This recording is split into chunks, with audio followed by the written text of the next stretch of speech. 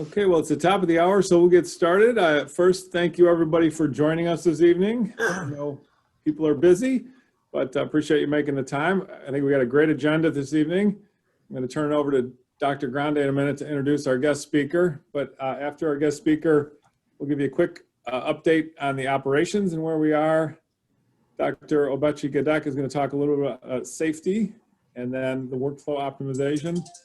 And then we have time at the end, of course, for interesting cases and questions. So we have saved some time for that. So hopefully you'll all have some opportunity to present some things that are interesting to you. So with that, I'll turn over to Dr. Grande. Thanks, Rich. It's a pleasure for me tonight to introduce Dr. Miriam O'Leary from Tufts. Some years ago when I first arrived at Tufts after fellowship, Dr. Arnie Katz in the ENT department and I became very, very close friends. And the joke amongst my fellows was whenever there was a problem, it was 1-800-CATS, and he would come to our rescue. Now that I'm in the community, we don't use phones anymore, but I have Dr. O'Leary on my contact list for emails, and I'm sure she cringes every time one of those shows up. But she's been an absolute huge help for our group out here. Dr. O'Leary is the chief of the division of head and neck surgery at Tufts Medical Center in Boston. She did her medical school training at the University of Connecticut and did her ENT residency at Boston University and a fellowship in head and neck oncologic surgery and microvascular surgery at the University of Miami. She's the program director for the residents down at Tufts for the ENT residents, and she's in charge of all the medical student rotations down there. I want to thank her personally for all the help she's been to our patients. They absolutely love her, and we appreciate the work and the follow-up that she gives us. I'll turn this over to you now, Miriam. Thank you very much. Everybody can hear me okay? Yep, we can hear you good. Yep, you're good. Okay, great. Okay. Well, thank you very much for the opportunity to present this evening. I've really enjoyed my relationship with Dr. Grande and his colleagues over a number of years now. I really enjoy taking care of these patients. They're challenging, they're gratifying, and it's been a really great part of my practice. So thank you very much for the patients that you send my way, and thanks again for the opportunity to speak this evening. So I'd like to discuss the incidence, evaluation, management, and the prognostic implications of lymph node metastasis from high-risk cutaneous squamous cell carcinomas of the head and neck. And I'm just going to make an adjustment on my screen here so that I can get this, that it's not blocking. Okay. So what defines high-risk cutaneous squamous cell carcinoma? So the National Comprehensive Cancer Network defines these risk factors for local recurrence or metastases. We're going to be focusing on metastases this evening, and they're all delineated here on the right-hand column. And they specifically say that any one high-risk factor places the patient in the high-risk category, which is notable. And these areas L, M, and H are of particular importance. You can see on the diagrams on the right-hand side that all the shaded areas in the head and neck fall into area H, and the non-shaded areas fall into area M. There's actually no L or low-risk areas within the head and neck that we deal with. And in addition to those tumor and patient factors, also delineated as high risk include immunocompromised patients, be it through immunosuppression for organ transplants, chronic lymphocytic leukemia, other immunosuppressive drugs, HIV, etc., dermapigmentosum, and then within that high-risk group, folks who have a high total number of tumors, who frequently develop tumors, and who develop aggressive behaving tumors. So we all know these patients, we see them frequently. So high-risk cutaneous squamous cell carcinoma is defined by both patient factors and tumor factors. The patient factors may be discernible as soon as they walk in the door. But the tumor factors may or may not be known before you bring the patient to the operating room, which presents a challenge. So a preponderance of cutaneous squamous cell carcinomas occur on the head and neck, and there are certain features that distinguish them from other areas of the body where cutaneous malignancies occur. One is, as I mentioned, that most head and neck squamous cell carcinomas, cutaneous squamous cell carcinomas, are going to be located in areas that are high or moderately high risk for local recurrence and for nodal metastasis. The second distinguishing feature is that functional and cosmetic concerns compete with oncologic aims very frequently. So in the upper right-hand corner here, we see a patient with a very aggressive cutaneous malignancy who required a skull-base resection and orbital exenteration with a big flap reconstruction. And the very upper right-hand side, a patient with facial nerve paralysis due to a need to sacrifice the facial nerve at the time of surgery due to parotid involvement. On the lower left, you see a patient whose lower lip had a sizable cancer that required reconstruction with a Karapanzig flap, losing some degree of the aperture of his oral commissure. And the patient on the lower right required a total rhinectomy for her cutaneous squamous cell carcinoma. So the next feature that distinguishes these cancers are that the lymphatic drainage for the head and neck is complex and it's variable.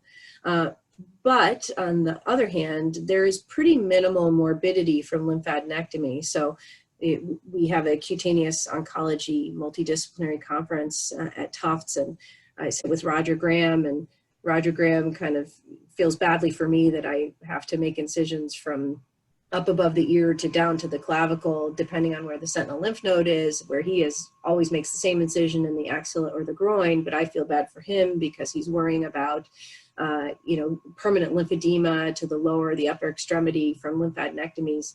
And those kind of long-term morbid consequences like lymphedema are rare for lymphadenectomy in the head and neck. So although we are dealing with a complex lymphatic drainage system, we can deal with it surgically, generally with good long-term outcomes and minimal morbidity. So what is the scope of this problem that I'm talking about, lymph node metastasis in cutaneous squamous cell carcinomas of the head and neck? Well, it's difficult to assess the incidence and the impact of this problem because we're hindered by a lack of robust cancer registries for non-melanoma skin cancers. Most sources quote about a 5% risk of lymph node metastases for all comers, head, neck, cutaneous squamous cell carcinoma, but that likely surpasses 20% in patients with selected high-risk features. And of note here, the asterisk on the bottom, that is analogous to the threshold that we utilize in upper air digestive tract squamous cell carcinomas to determine when we need to treat the regional lymphatics. So that 20% risk of regional spread is something that, that we typically use in other aspects of our practice. So what is the impact of this problem in terms of longevity? Well, we know that 5-year survival for early stage cutaneous squamous cell carcinomas is exceedingly good, 95% with appropriate treatment, but that survival drops off dramatically with lymph node involvement. And these are just a few different varied statistics. Again, the exact numbers are hard to pin down due to lack of robust registries, but we know from certain series that 3-year disease-free survival can be as low as 56%, dropping to potentially even 25 to 35%, 5-year overall survival, and even worse for 10-year overall survival. Now, this is deaths from all causes. We know that a lot of these patients have a lot of comorbidities and have other reasons that they may die within that time frame. But still, we're looking at a problem that's significantly associated with limited lifespan. Other series a wider range of 46 to 70% 5-year overall survival for patients who have lymph node involvement from their head and neck cutaneous squamous cell carcinoma. Importantly, the majority of deaths in these cases are due to unresectable local and regional disease rather than distant metastases. So this is a very significant problem. Forrest et al. Came up with a nodal classification system about 10 years ago that has not been widely adopted, but it is informative because it further breaks down what the risk is associated with the burden of nodal disease. So he has a stage 1 that is comprised of a single small node, and you can see on the right that the 5-year disease specific survival and 5-year overall survival remain relatively good.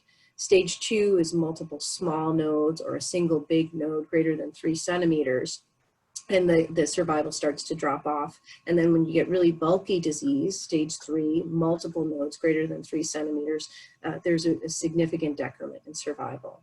Of note in his system, parotid and neck lymph nodes are considered equivalent to each other. So why is that of note? Well, intraparotid lymph nodes, it's normal to have lymph nodes existing in your parotid gland, and these are a first echelon of drainage for cutaneous squamous cell carcinomas of specific sites: the temporal scalp, forehead, the eyelids, the ear, and the zygomatic region. And there's some widely cited research from O'Brien in Australia that suggested a better prognosis for patients who have parotid lymph node metastases as compared to neck lymph node metastases. And I should just clarify that the parotid, is the large salivary gland that exists in front of and under the ear, and the facial nerve runs through the substance of the gland. The lymph nodes mostly live superficial to the nerve, and are located in a superior location relative to where the neck lymph nodes are. However, since O'Brien's work came out with even a suggested staging system for parotid versus neck lymph node metastases, subsequent data have questioned his assertion that there's any difference between parotid and neck lymph node metastases. So we basically consider them equivalent, generally considered equivalent at this time. Another way of looking at the bulk or burden of lymph node disease and how that impacts survival is this idea of the lymph node ratio. And this study demonstrated almost a double risk of death, a hazard ratio of 1.9 in patients who have a greater than 6% lymph node ratio. So greater than 6% of the lymph nodes removed in a lymphadenectomy had disease. But the metric is only valid in cases that yielded at least 18 lymph nodes total. And of note, that's a metric, a quality metric that we use in upper air digestive tract cancers of the head and neck as well, that a lymphadenectomy should contain at least 18 lymph nodes. So lymph node involvement is bad, but bulkier lymph node involvement is worse. Minimal lymph node involvement may still be associated with reasonable survival. So in addition to mortality, regional disease can cause substantial morbidity. It's rare, but we do see cases of uncontrolled regional disease that can be really problematic for patients and their caregivers.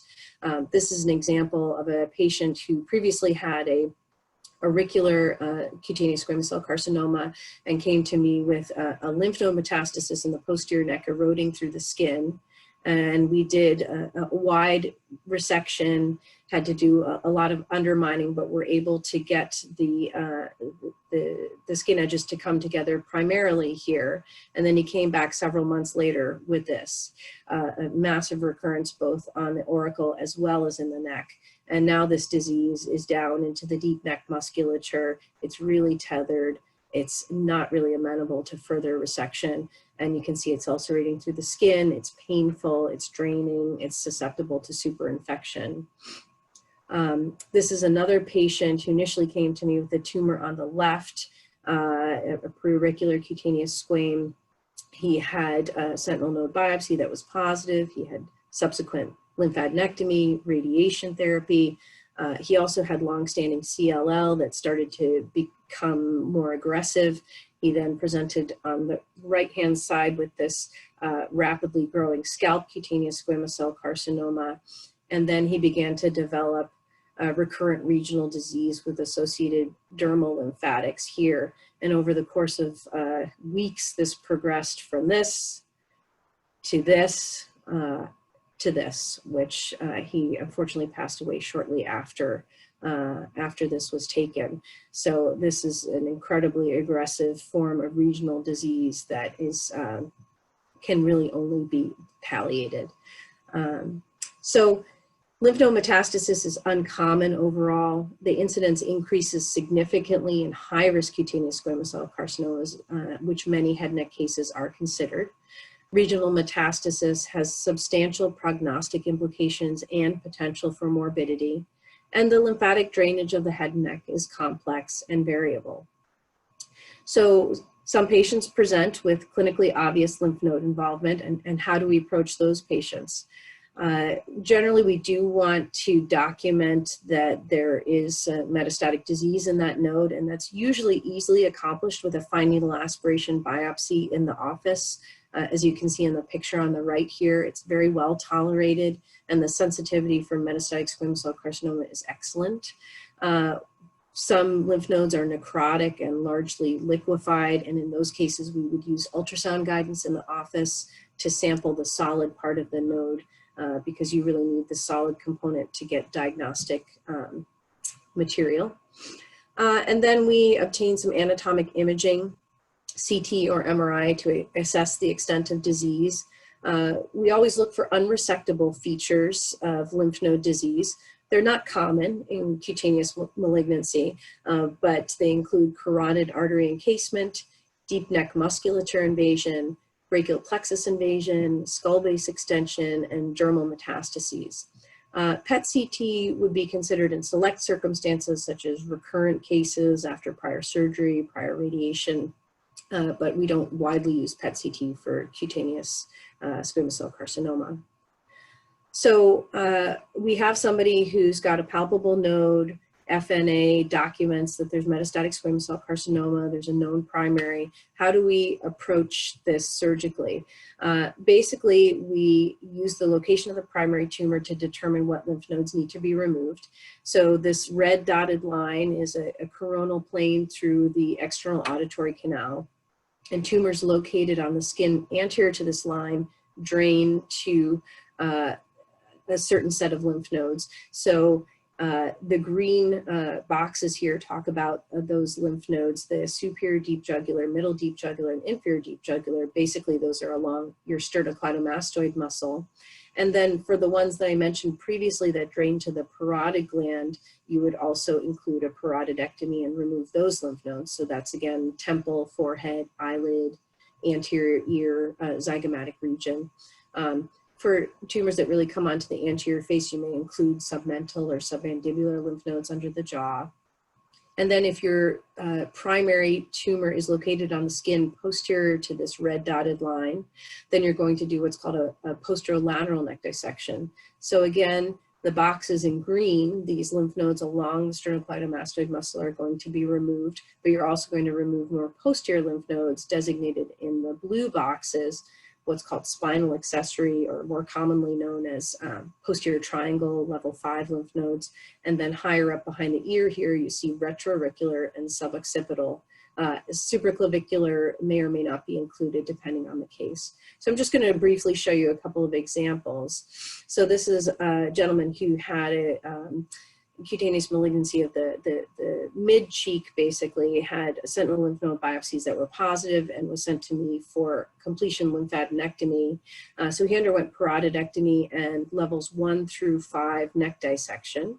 And you can see when the incision here, we're able to incorporate where these white arrows are, the 2 prior small incisions for sentinel node biopsies. And this is the extent of the lymphadenectomy. So superiorly here on the right of the screen, you see parotidectomy, and zooming in on that, you see the facial nerve main trunk at the white arrow and the branches of that being traced out, and the lymph nodes removed superficial to that nerve, the plane of that nerve. And then coming down inferiorly, you see the levels 1B through 5 neck dissection.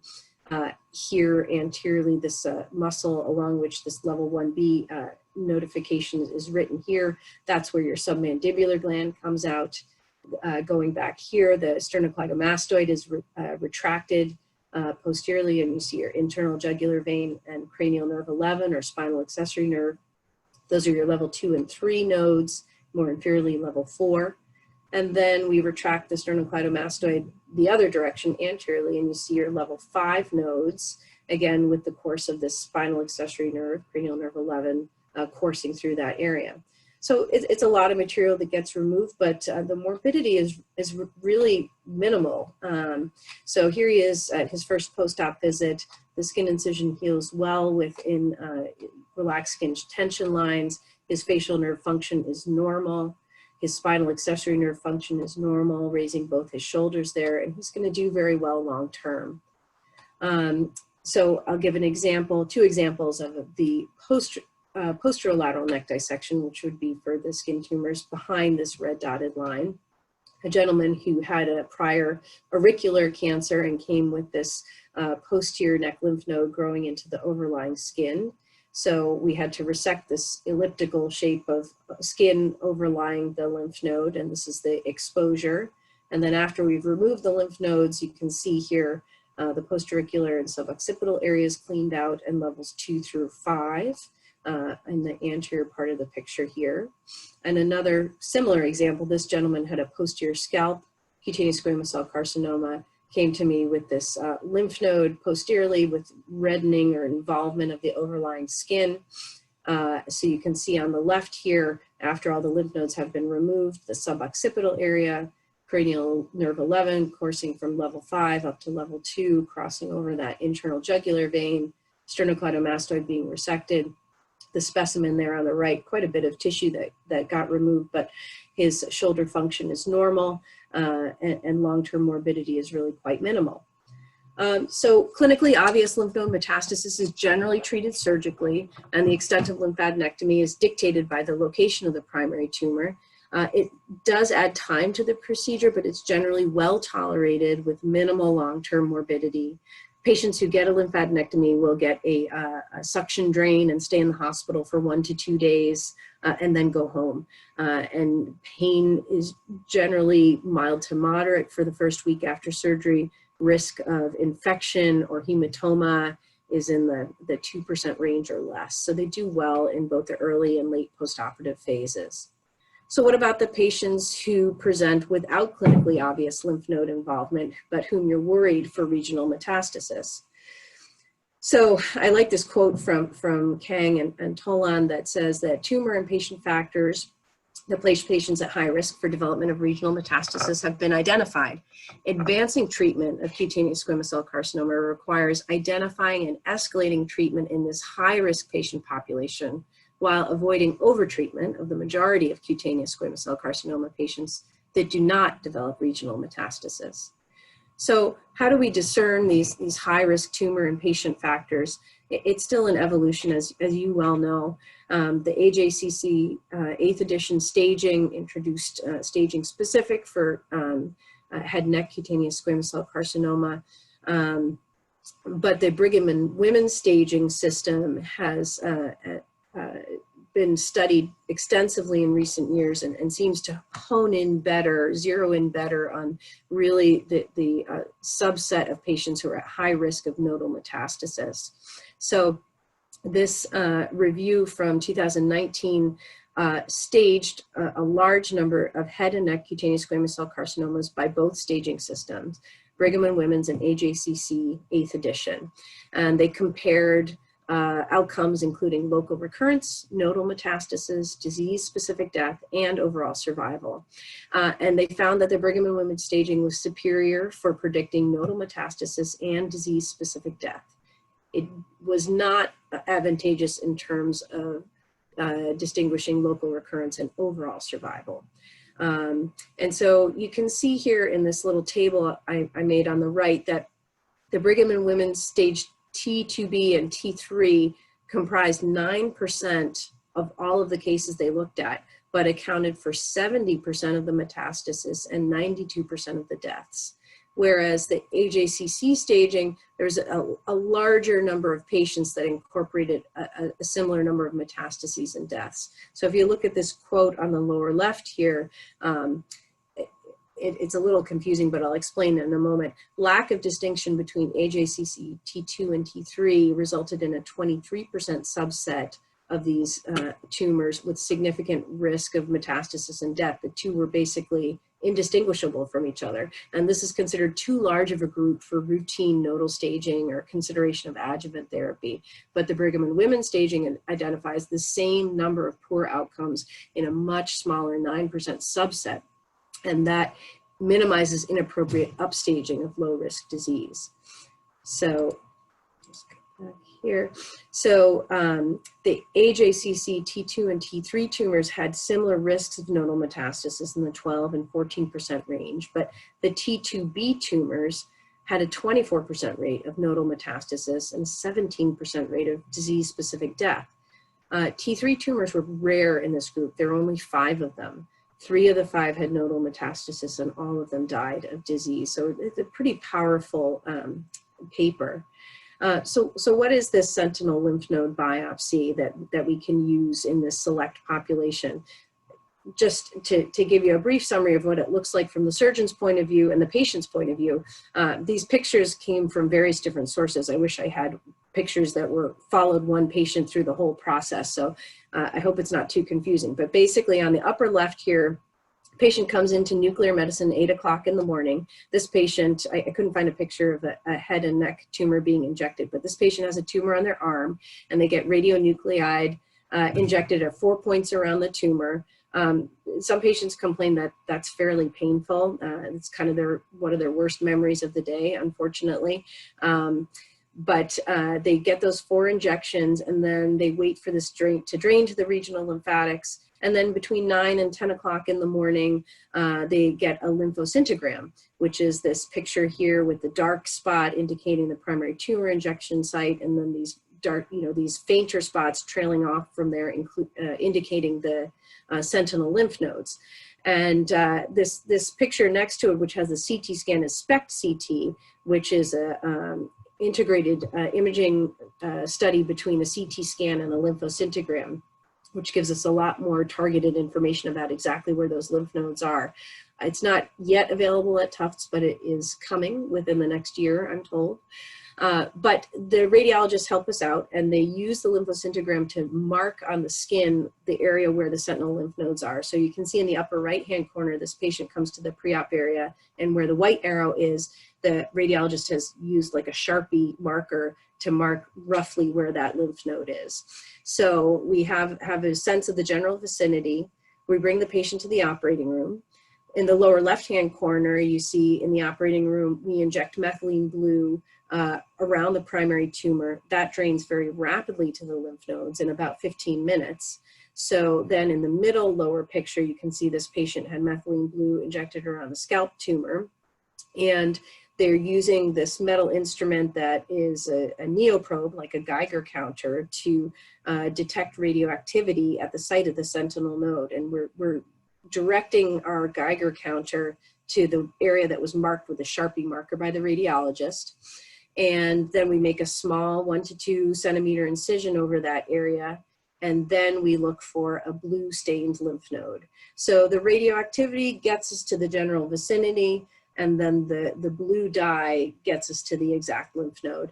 And you can see it's a small incision. The morbidity from that is generally quite minimal. But it's a multi-stage process that the patient has to go through, visiting a couple of different areas of the medical center in one day. So the morbidity is minimal, but it does lengthen the time that the patient can't eat and has to hang around at the medical center. And that can be challenging for patients who are very frail. The other challenge with sentinel lymph node biopsy is that you can get a shadow effect. So if there is a sentinel node that's very close to the primary tumor, as in this picture here. This lymph node may be at the tail of the parotid gland, at the upper end of the external jugular vein, and it may be hard to distinguish between radioactivity from the primary site injection and radioactivity at that lymph node. So that can be a source of false negatives or difficulty identifying a sentinel lymph node due to that shadow effect.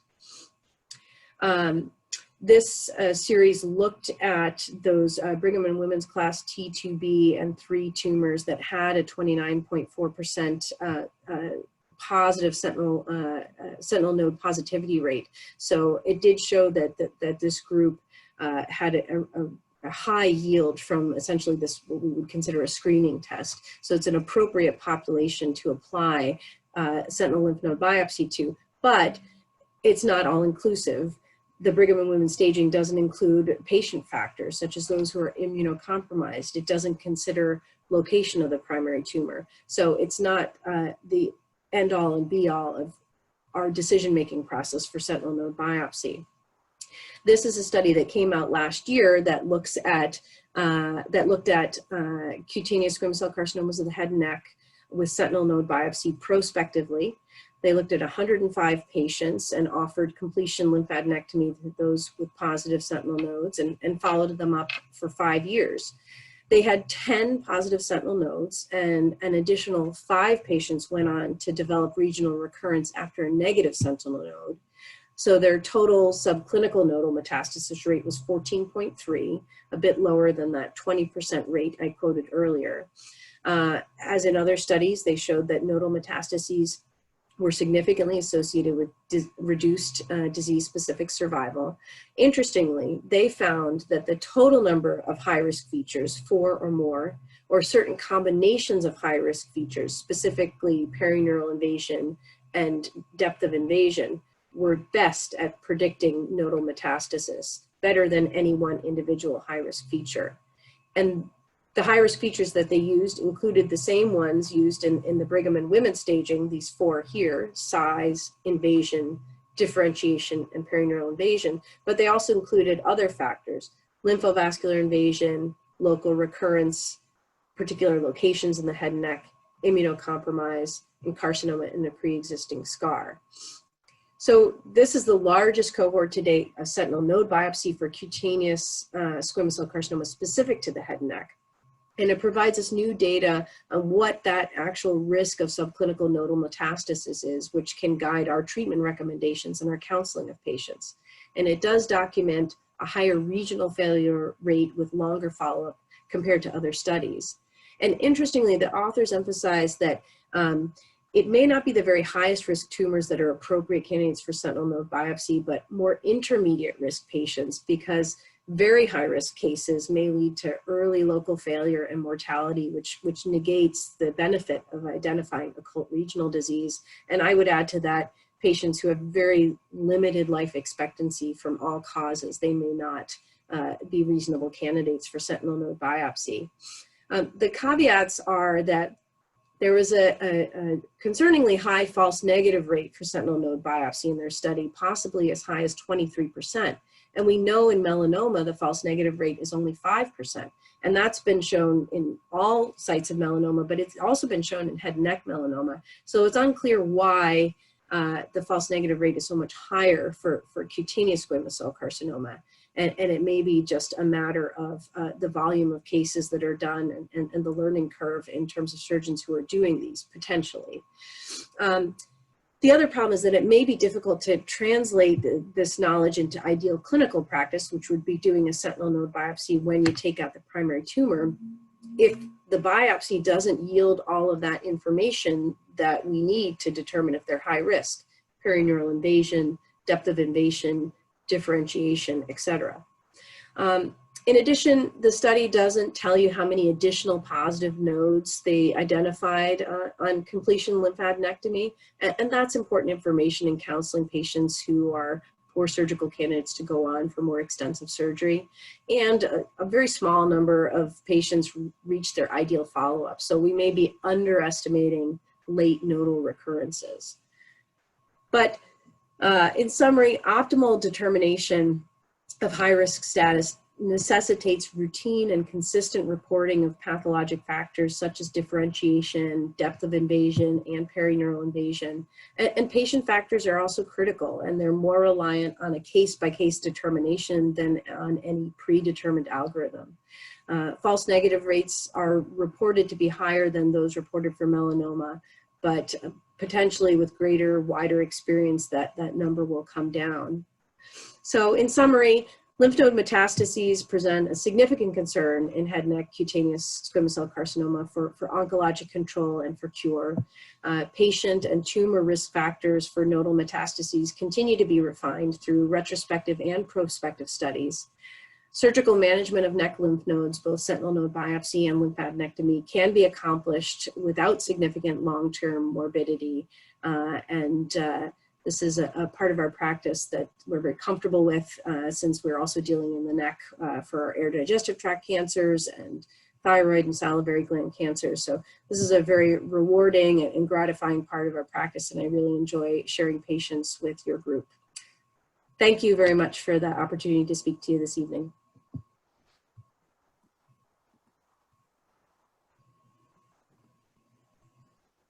Well, thank you, Dr. O'Leary. Appreciate that. We have time for question and answers, if you have time. Yes. Awesome. So I think the protocol for questions is to raise your hand on the screen. Is that correct, Heather or Mark? Yep, that's correct. And we actually already have one hand raised. So Dr. Toyohara, if you've been given the ability to ask a question. Awesome, thank you. Miriam, thank you so much. That was a wonderful talk. Also wonderfully nauseating for anyone who is not surgically inclined in this meeting. So thank you, but cutaneous squamous cell carcinomas from a pathologic perspective on both derm and derm path are really challenging. And you know, we have a great mechanism for you know, templating a melanoma diagnosis in terms of its risks. But squamous cell carcinomas are sort of notorious for being really complicated. You know, they're pretty straightforward in terms of the diagnosis on the path reports, and we just sort of comment on, you know, how well differentiated they are.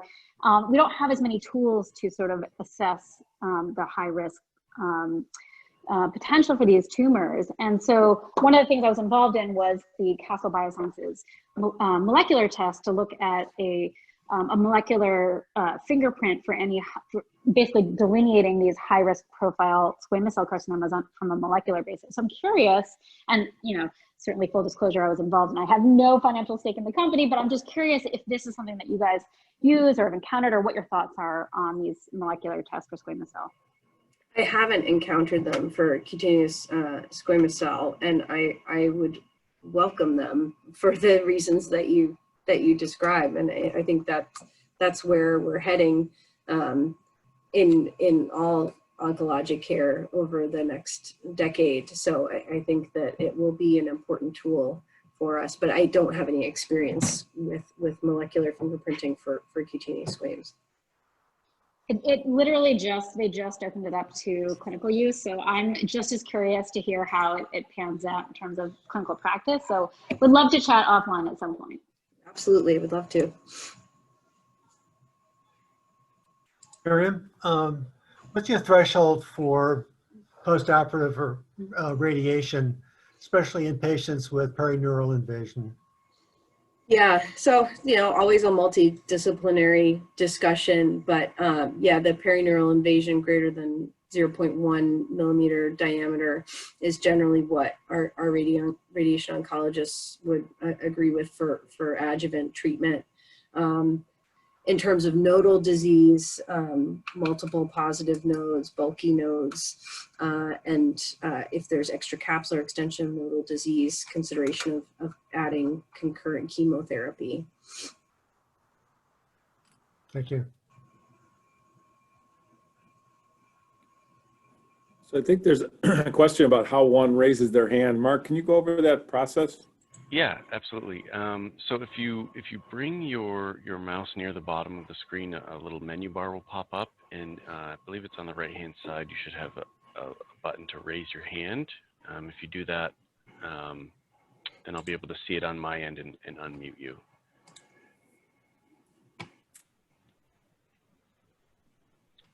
So we have Dr. Muse, you are unmuted. Those are incredible pictures of the procedures that you do. How long do they take? Like a typical lymphadenectomy like that? It would seem like it would take most of the day, if not all of the day.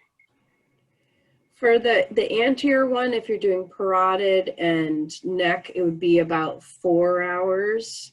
If you're going more extensive, like that first case I showed you where it was really level 1 through 5 plus parotid, that would be more like 5 hours. The posterolateral would be 2 to 3 hours. And is it one surgeon doing the work, or is it a team, or? It's one surgeon because for like our head and neck cancers, tongue, larynx cancers, we can have one surgeon resecting while another surgeon's getting a flap ready on an arm or a leg. But because this is all in close proximity, it's pretty hard to have more than one surgeon working at the same time. The primary tumor excision is often pretty quick and not that involved. So the lymphadenectomy takes most of the time. Really invasive cancer, primary tumors, lateral temporal bone resection or radical parotidectomy, yes, those take a lot of time as well. But a lot of times it's the lymphadenectomy that takes more of the time. Miriam, we're seeing a lot of, I think we're seeing a lot more squamous cell carcinomas in general. I think they're almost as many as basal cells. As far as imaging, what's the threshold for you to do imaging? It's expensive, and we want to do it appropriately. Yeah. One of the papers that I alluded to about the Brigham and Women's staging suggested imaging for the T2B3 stage tumors, but recognizing that sentinel node biopsy is going to be more sensitive than that. So in many of those cases, I would get a CT scan of the neck. Recurrent cases, I will often get a CT scan of the neck. Immunocompromised patients, I usually will. Anybody whose neck is kind of obese and difficult to palpate, it's not a bad idea to get one as well. So I can't say I have like a really strict algorithm, but I would consider it in all of those cases. And I haven't gotten pushback from insurance companies for neck CTs, definitely for PET CTs, but not CTs. Thank you.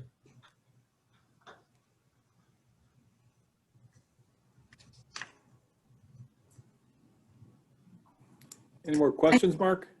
I have one question. What's the role of immunotherapy in today's age? Because we're definitely getting pushes from the anti-PD-1 therapy that was recently approved for cutaneous SCC. Yeah, I think it's very promising. All the immunocompromised patients have relative or sort of absolute contraindications to them. So that's tough because those are a lot of the patients that need it. The organ transplant patients, certainly, although some of them are being treated on clinical trial. But in terms of adjuvant treatment, that is starting to be looked at with radiation therapy, but absolutely in the metastatic, unresectable patients who've already had surgery, already had radiation, cemiplimab is the go-to at this point.